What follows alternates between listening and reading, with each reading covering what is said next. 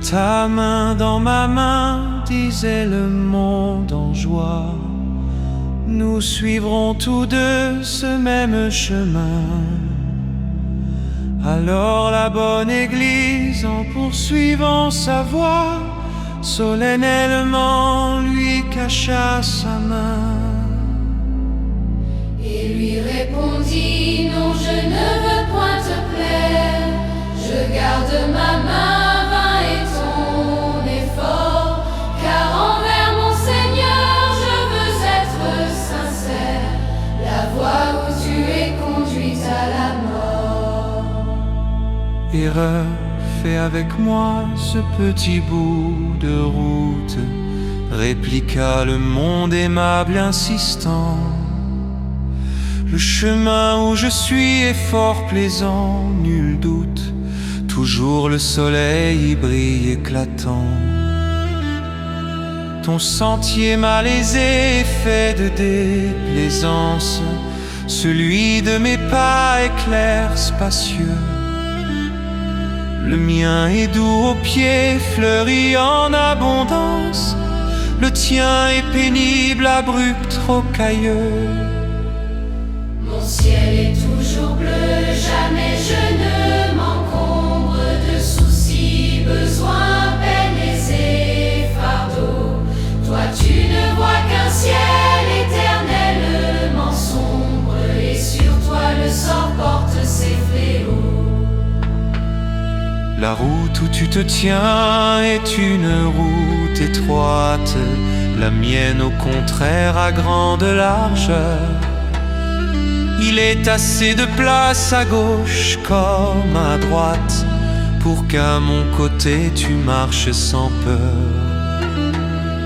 Et l'ombrageuse église, en s'approchant du monde, lui tendit sa main toute de blancheur. Le vieux monde l'a pris, continua sa route et dit d'un accent tout plein de douceur: ta robe est pour mon goût trop simple et sérieuse. J'ai pour toi la perle au bel Orient. Velours soie orneront ta forme gracieuse. Sur ton front luira plus d'un diamant. L'église contempla sa robe rayonnante, puis observant le monde séducteur, confuse elle saisit sur sa lèvre avenante le pli dédaigneux d'un riz contempteur. Eh bien, je porterai plus coûteuse toilette, lui dit-elle enfin, le visage heureux. Alors elle enleva sa robe blanche et nette et se para de tissus somptueux. De chatoyants satin, de superbes soieries, rehaussées d'or fin, roses et bijoux, tandis que ses cheveux semés de pierreries tombaient sur son front ondulés et doux.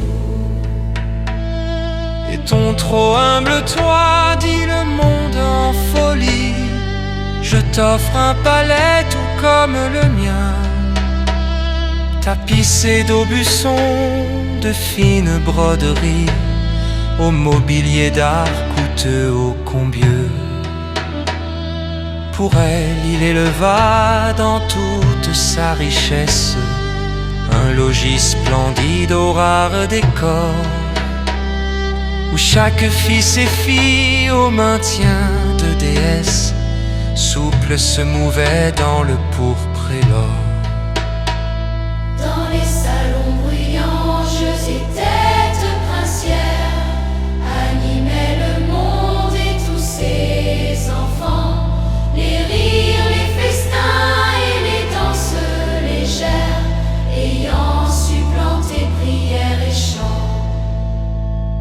Sur de moelleux sofas, les riches en liesse étalaient leur pompe et leur vain orgueil, cependant que proscrits les pauvres en détresse à bonne distance observait le seuil. Tu donnes trop aux indigents, disait le monde, et beaucoup plus que tu ne le devrais. Qu'ils soient privés d'asile en disette profonde, et quoi de cela tu te troublerais? Va, place ton argent en coûteuse parure, achète chevaux, coches d'apparat, achète joyaux, perles et fines nourritures, et des vins fameux flattant l'odorat. Vois comme mes enfants raffolent de ces choses. Si tu veux gagner leur affection,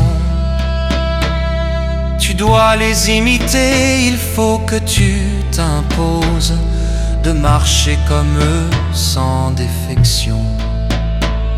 L'église resserra les cordons de sa bourse et d'un air pudique inclina son front pour dire en minaudant: je suivrai cette course. De tes bons avis j'estime le fond. Dès lors les fils du monde et les fils de l'église marchèrent unis, la main dans la main. Et seulement le maître aux arrêts sans méprise pouvait mettre à part l'ivraie et le grain.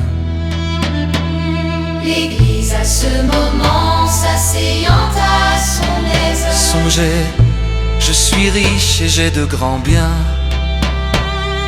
Je n'ai besoin de rien, nul travail qui me plaise, que rire et danser, faire des festins. Le vieux monde rusé souriait en lui-même, se frottant les mains, il se fit ailleurs. Ah, l'église est tombée et sa grâce fut suprême.